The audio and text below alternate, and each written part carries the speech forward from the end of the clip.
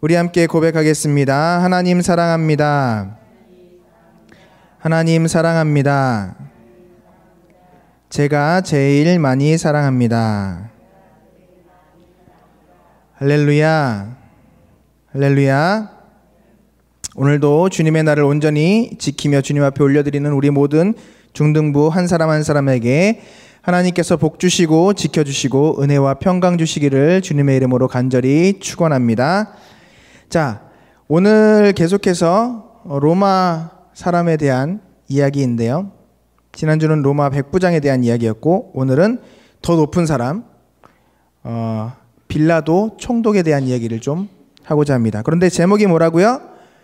빌라도가 되지 맙시다. 제목이 원래 이게 아니었는데 목사님이 조금 더 고민을 하다가 제목을 바꿨어요. 제목이 빌라도가 되지 맙시다 라는 제목으로 바꿨어요.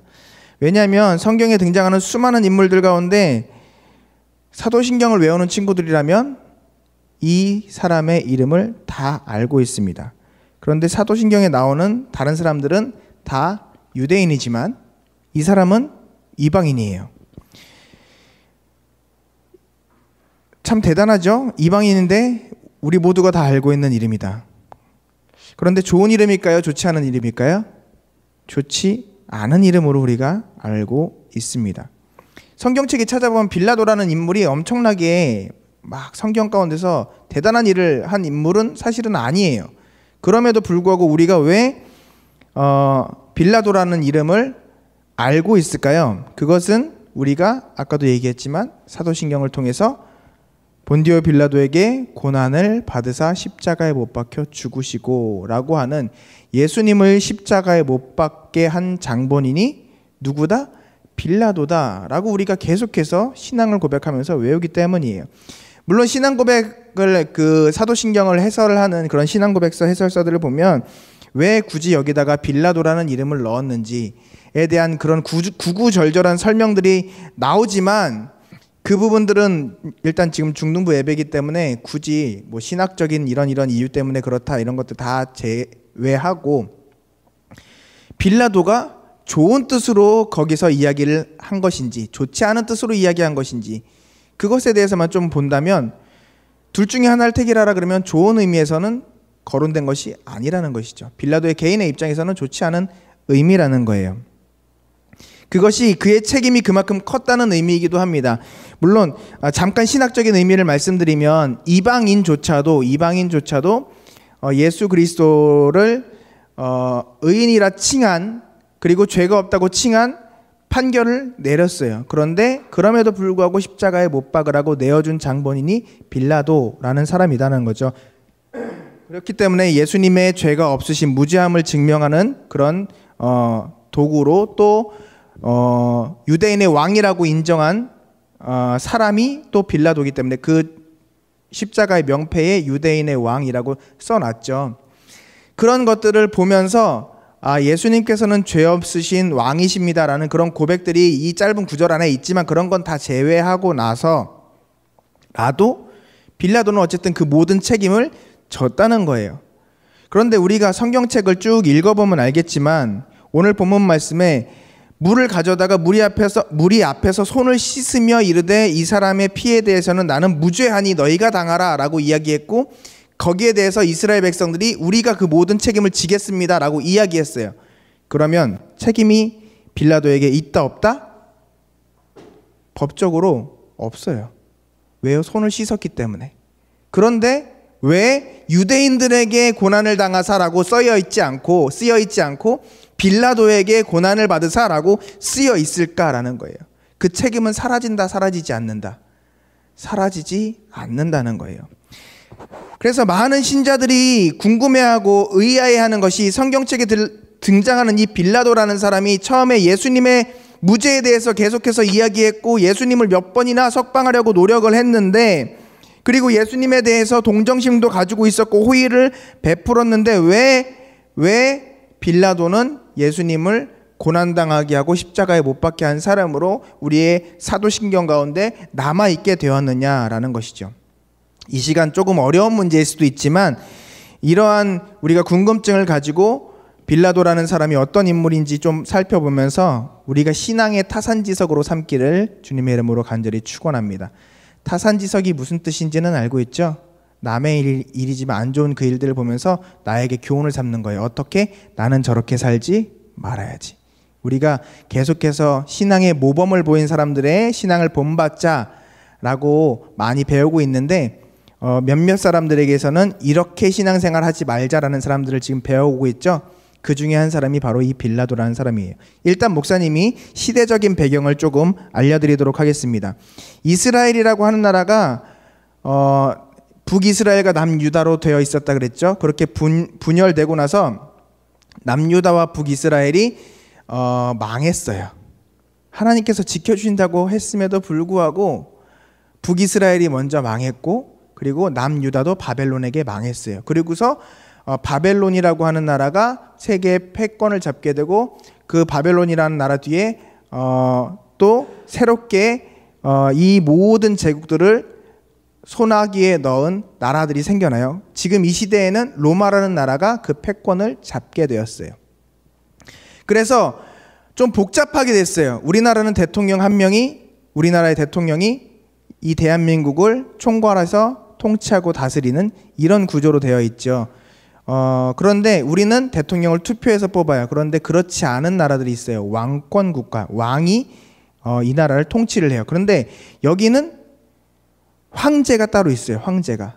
로마 황제가 다스리는데 로마의 제국이 워낙 넓다 보니까 여기에 분봉왕이라고 해서 그 지역을 다스리는 왕권을 인정해주고 그 밑에서 다스리도록 해요. 이를테면 우리나라의 예전의 역사를 보면 중국이라고 하는 나라가 엄청 큰 나라였어요. 그렇죠? 그래서 이 중국이라는 나라가 어디를 통치해요? 조선이라고 하는 나라를 통치했어요.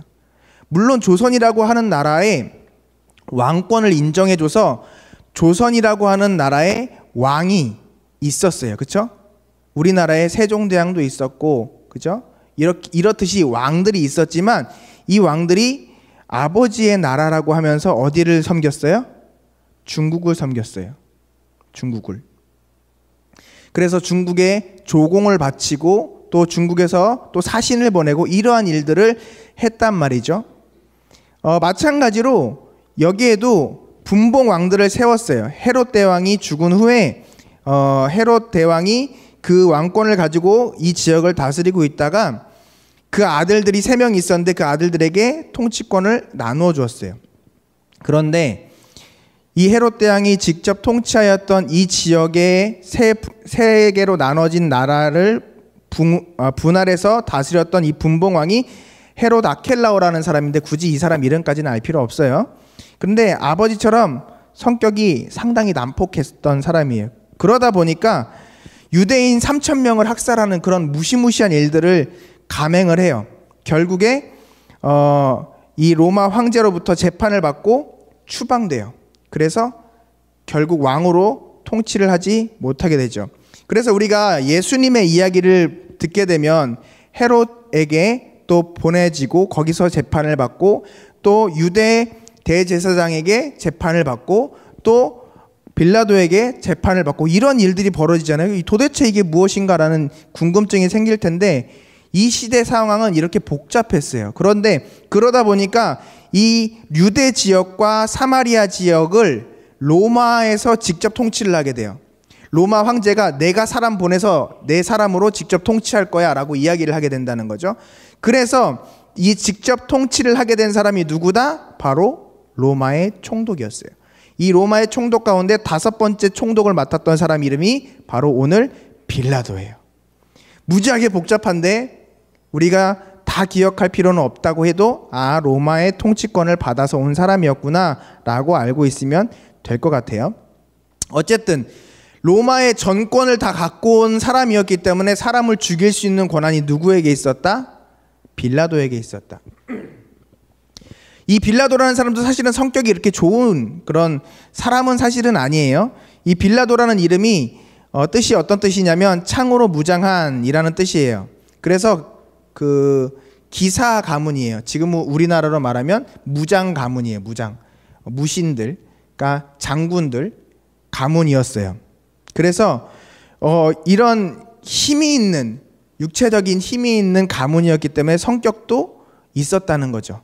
성격도 좀 있었고 그렇게 공포 정치를 했었던 사람이에요. 어느 정도 이 사람이 좀 힘있게 자기의 일들을 진행했냐면 예수님을 재판했었던 대제사장 가야바라고 하는 이 대제사장을 세웠던 사람이 누구다? 하나님이 아니고 이스라엘 법이 아니고 누구다? 바로 이 사람이었다는 거예요.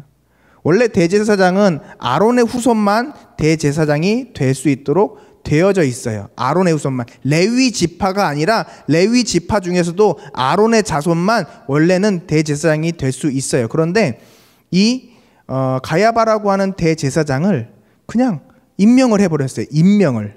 그 정도로 이 유대에 정말 건드려서는 안 될 이 종교적인 문제까지도 터치할 만큼 강력하게 자신의 뜻을 폈던 사람이 바로 이 빌라도라는 사람이죠. 그런 엄청난 일들을 할 수 있었던 것은 그만큼 추진력 있게 했다는 얘기고, 그만큼 추진력 있게 했다는 건 그만큼 반대 세력도 많았다는 거예요. 그만큼 반란도 많았었을 테고 그만큼 빌라도를 미워하는 유대인들도 많았었다는 이야기죠. 그래서 예수님을 십자가에 못 박으시오라고 이야기했을 때 빌라도가 이야기를 들어주었던 것은 그렇게 하지 않으면 밀란이 더 크게 발생을 하고 또 시끄러워지기 때문에 로마에서 자기를 다시 불러가게 되는, 그러니까 소위 말해서 자신의 모든 직위를 잃어버리게 되는 상황이 될 수가 있다는 거예요. 자기 생각, 자기의 자리를 지키기 위해서 예수님을 내어줬던 사람이 바로 이 빌라도라는 것이죠.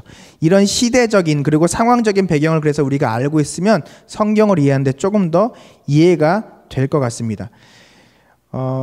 역사적인 이야기고 그렇게 이런 부분에서 흥미가 있으면 잘 듣겠지만 흥미가 없으면 재미가 없으면 또 눈이 감길 만한 이야기니까 이 부분은 조금 넘어갈게요.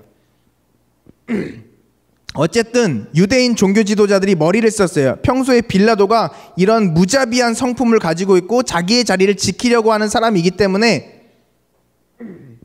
갈릴리의 나사렛 출신의 예수라는 사람이 황제에게 세금 바치는 것을 거부하고 자칭 왕이라 칭하고 민중을 선동하여 반란을 일으킵니다 라고 고발을 하면 그런 나쁜 사람은 당장 내가 처단하리라, 그리고 십자가에 못 박겠지, 사형을 시키겠지라고 생각을 했던 거예요. 그래서 자신의 손에 피를 묻히지 않으려고 빌라도에게 갔던 거죠. 그런데 빌라도는 예수님을 재판을 해봤을 때 무죄라는 것을 알게 되었어요. 왜냐하면 그 높은 그 힘 있는 자리까지 올라간 빌라도이기 때문에 우리가 빌라도가 무식하고 멍청한 사람이 아니라는 것, 그냥 감정적으로만 움직이는 사람이 아니라는 것 정도는 우리가 잘 알 수 있을 거예요. 자, 그렇기 때문에 빌라도가 재판을 했단 말이죠. 재판을 했는데 죄가 없는 거예요. 죄가 없어요. 그래서 놓아주기 위해서 계속해서 노력을 했습니다. 너희들의 명절이 있는데 너희들의 명절 가운데 우리가 죄인을 풀어주는 그런 일들이 있다. 누구를 풀어줄까? 그렇게 얘기했을 때 당연히 빌라도는 예수를 풀어줘라 라고 이야기할 줄 알았는데 흉악범을 풀어주라는 이야기를 이스라엘 백성들이 하게 된 거죠. 이만큼 예수를 싫어하는가?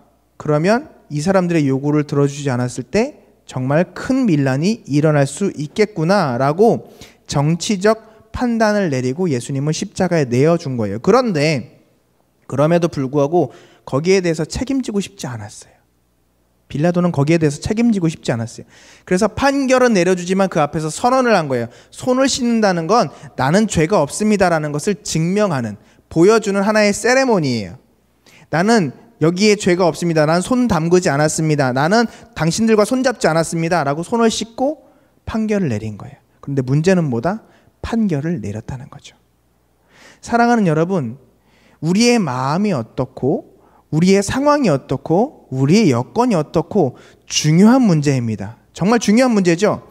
그래서 그렇기 때문에 어쩔 수 없이 나는 하나님의 말씀대로 살지 못했습니다 라는 그 핑계가 과연 심판하실 때 하나님 앞에서 납득되어질까요? 인정되어질까요?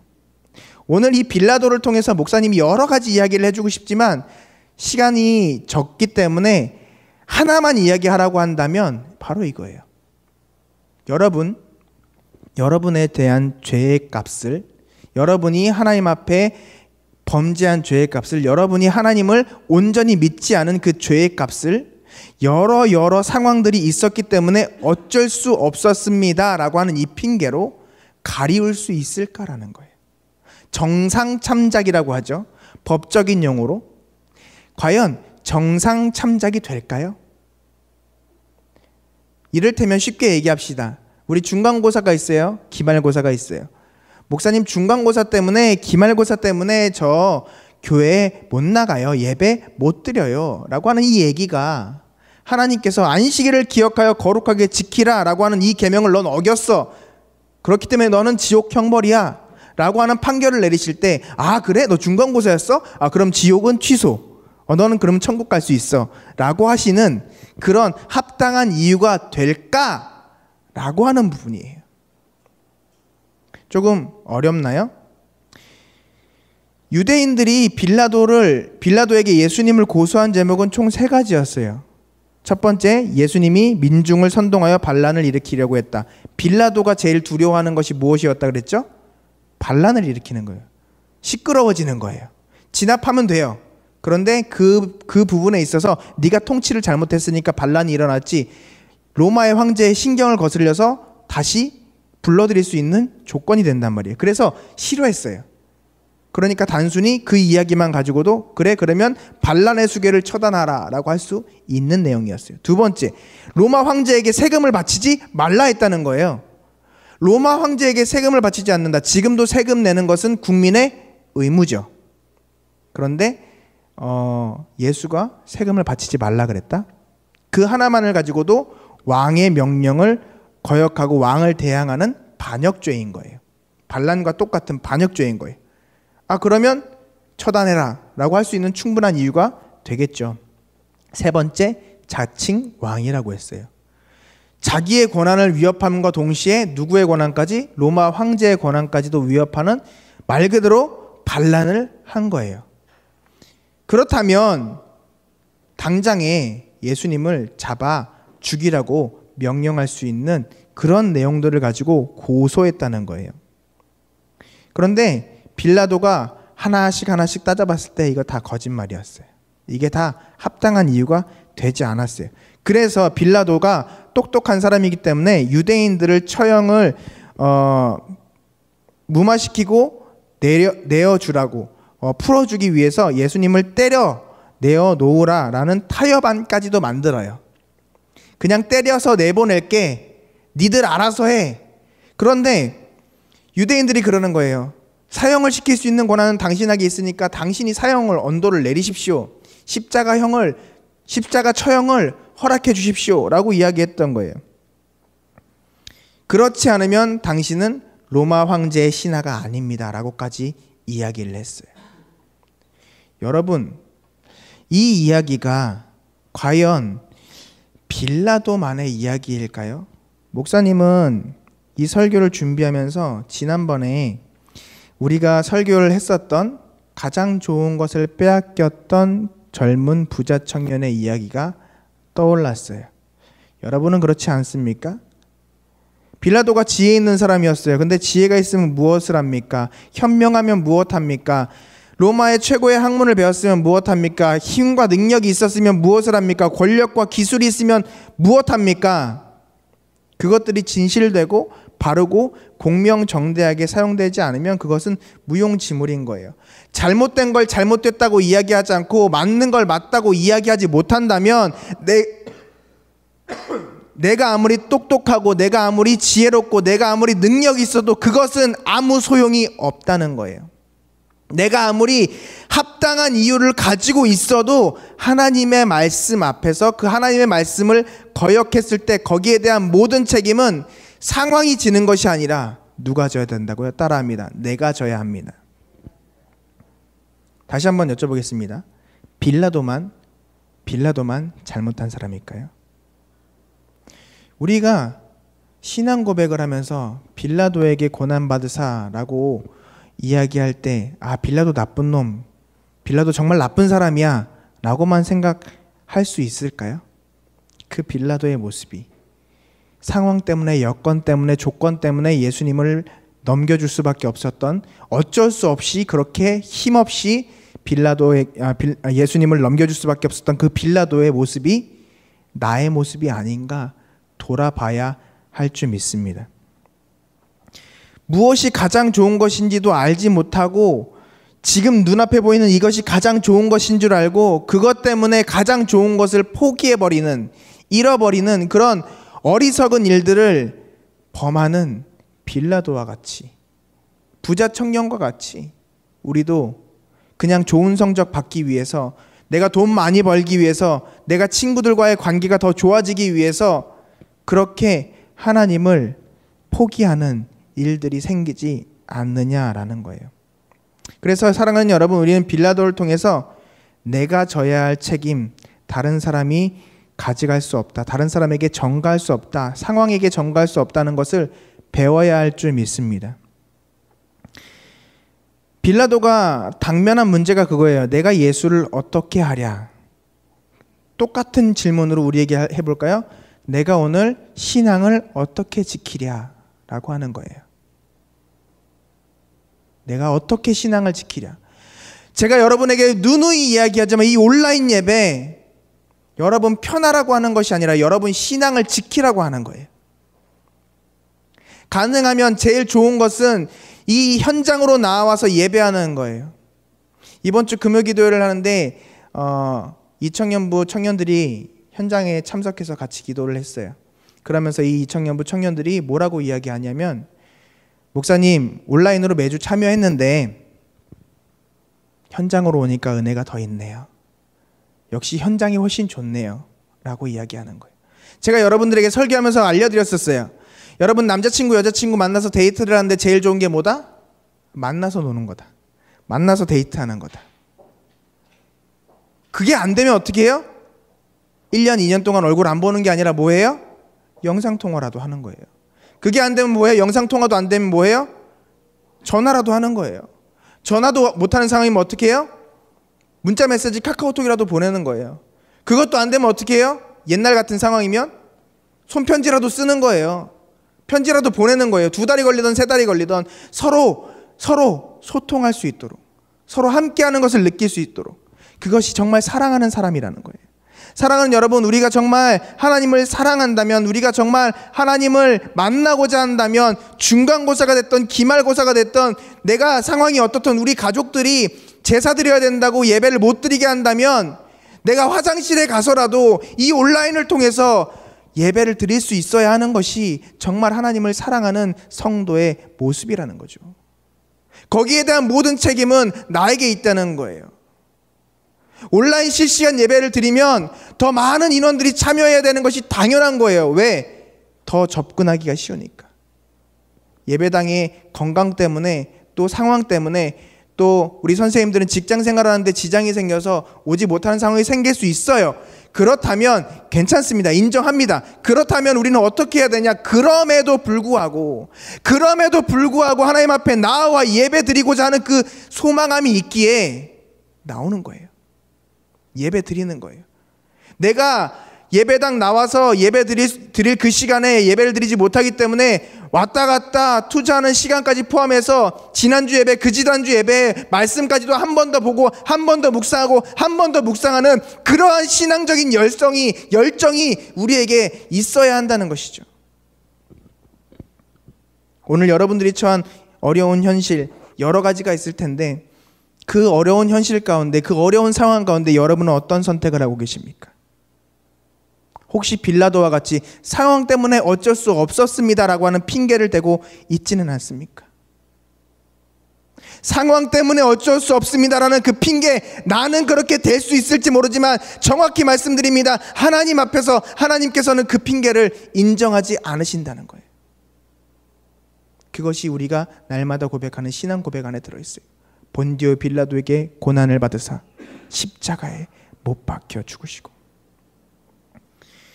혹시 하나님 아버지께서 기뻐하지 않을 선택을 스스로 내가 한 뒤에 이런저런 핑계거리를 찾으며 우리가 하나님께서 허락해 주신 그 아담이 범죄했던 것처럼, 그리고 핑계댔던 것처럼 하나님께서 주셔서 나와 함께 하신 여자가 그가 나무의 실과를 먹게 내게 주었으므로 내가 먹었나이다 하는 창세기 3장 12절에 나온 그 말씀처럼 다른 사람에게, 환경에게, 상황에게 내 죄를 덮어씌우고 있지는 않느냐는 거예요. 엄마가 교회 못 가게 했어요. 중간고사라서 공부해야 돼서 예배 못 드렸어요. 기말고사가 얼마 남지 않아서 예배 못 드렸어요. 아니요. 전 지난주에 청년부 설교를 하면서도 정확하게 말했어요. 물론 듣는 사람들은 기분이 상할 수도 있고 마음이 다칠 수도 있지만, 마음이 조금 다치는 게 우리의 영혼을 잃어버리는 것보다 더 좋기 때문에, 더 바른 일이기 때문에 강단에서 하나님의 사람으로서 정확하게 선포했습니다. 예배를 못 드리는 게 아니라 예배를 안 드리는 거예요. 현장에 못 나오면 온라인으로라도 접속을 해야죠. 그러면 우리 지금 이 시대에 얼마나 좋습니까? 현장에 못 나와요. 현장 숫자도 셀 수 있지만, 개수할 수 있지만 온라인은 정확하게 기계가 다 해줘요.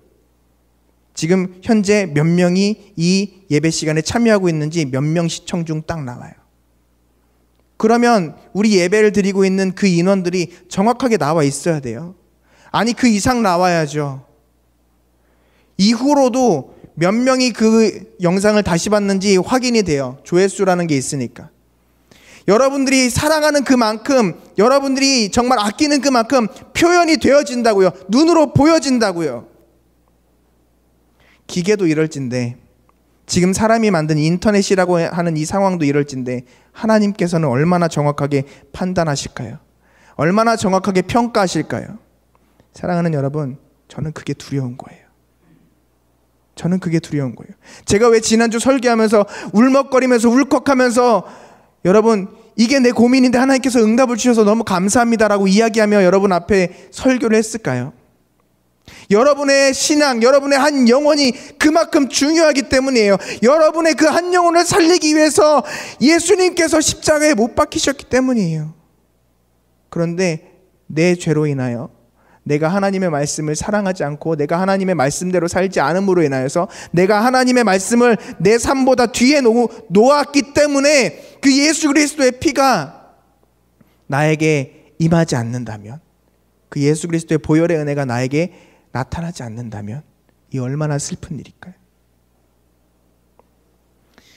사랑하는 여러분, 빌라도가 예수님을 십자가에 내어주시지 않았다면 물론 엄청난 고난을 당했을 수도 있었겠죠. 밀란이 일어났을 수도 있었고, 자기의 생각대로 자기의 모든 정치적인 생명이 잘릴 수도 있었어요. 그럴 수도 있겠죠. 그런데 적어도 사도신경에 우리가 날마다 신앙 고백하면서 본디오 빌라도에게 고난을 받으사 십자가에 못 박혀 죽으시고라는 내용은 없었을 거예요. 그 가운데 다른 사람의 이름이 들어갔겠죠. 왜? 하나님께서는 하나님의 일을 감당하시기 때문에. 왜 하필 빌라도예요? 왜 하필 빌라도였냐고요? 왜 하필 가룟 유다였을까요? 가룟 유다가 왜 그렇게 저주받은 삶을 살았을까요? 하나님의 계획하심이 그렇기 때문에 그럴 수밖에 없었습니다. 근데 결국 그는 천국 가지 못했다니까요. 그의 삶은 스스로 목숨을 끊는 그런 안타까운 삶으로 끝났어요. 오늘 빌라도에 대한 이야기 성경에는 나오지 않지만, 역사를 저술한 요세푸스라고 하는 역사가에 의하면 이런 이야기가 있습니다. 빌라도는 스스로 목숨을 버리는 것으로 생을 마감했다라고 그가 저술을 해놨다는 거예요. 사랑하는 여러분, 얼마나 비참합니까? 얼마나 안타깝습니까? 그의 삶 가운데 천국은 없었어요. 예수님을 눈으로 보았지만, 만왕의 왕이시고 만주의 주이신 그분을 배웠지만, 만났지만 그에게는 천국이 없었다고요. 얼마나 안타까운 일입니까? 지금 정말 어려운 시기, 이 코로나 시기지만 하나님께서 그래도 우리에게 은혜 가운데 온라인 예배라는 것을 주시고, 그리고 정말 은혜 가운데 그래도 이 현장에 나와서 스텝으로라도 섬기면서 예배 드릴 수 있는 은혜를 허락해 주셨어요. 그리고 매 예배 때마다 50명씩, 또 어떤 예배실은 20명씩, 또 어떤 예배실은 10명씩 들어가서 함께 우리가 예배드릴 수 있는, 함께 예배드릴 수 있는 은혜를 허락하여 주셨어요. 정말 여러분들이 하나님을 사랑한다면 빌라도처럼 핑계대지 않기를 간절히 축원합니다. 정말 하나님을 사랑한다면 내가 하나님 앞에 해야 할 의무를 감당하시기를 간절히 축원합니다. 우리 헌금도 마찬가지예요. 나 교회 안 가니까 헌금 안 내도 돼요? 아니요. 여러분 할 수 있어요. 온라인 헌금 있잖아요. 목사님 전 중등부 학생이라 중학생이라 그런 거 잘 못하는데요. 아니요. 여러분 하려면 충분히 할 수 있어요. 카카오톡으로 여러분 충분히 다 할 수 있잖아요. 선생님들 통해서 여러분 충분히 다 할 수 있잖아요. 여러분 할 수 있는 방법을 찾으시길 바랍니다. 해야 하는 것은 반드시 해야 하는 거예요. 온라인 헌금이라도, 그리고 여러분들 작은 섬김이라도, 작은 헌신들이라도 여러분 꼭 할 수 있는 우리 중등부가 되어서 이 빌라도와 같이 하나님 앞에서 영원히 책망받는 그러한 실패한 신앙인이 아니라, 실패한 사람이 아니라, 우리가 하나님 앞에 날마다 인정받고 사랑받고 칭찬받는, 제가 여러분들을 위해서 늘 축복하며 기도할 때 하나님 정말로 우리 중등부 친구들이 하나님 앞에 인정받고 사랑받고 귀하게 여김받는 그리고 모든 사람들에게 인정받고 귀하게 여김받는 우리 중등부가 되게 해주세요라고 축복하며 기도하는, 그 기도의 제목들이 이루어지는 우리 중등부 될 수 있기를 주님의 이름으로 간절히 축원합니다. 기도하겠습니다. 사랑과 은혜가 충만하신 살아계신 하나님, 우리 중등부가 빌라도처럼 핑계대지 않는 사람들이 되기를 원합니다. 자기만을 생각하며 상황 때문에, 조건 때문에 라고 하는 그런 나의 책임을 미루는 그런 빌라도와 같은 사람 되지 않게 하여 주시고, 세상과 타협하기보다 하나님 앞에서 믿음을 지키는 우리 중등부 되게 하여 주시옵소서. 이 모든 것들을 이루실 줄 믿사오며 지금도 살아 역사하시는 거룩하신 예수 그리스도 이름으로 간절히 소망하고 축복하고 기도드리옵나이다. 아멘.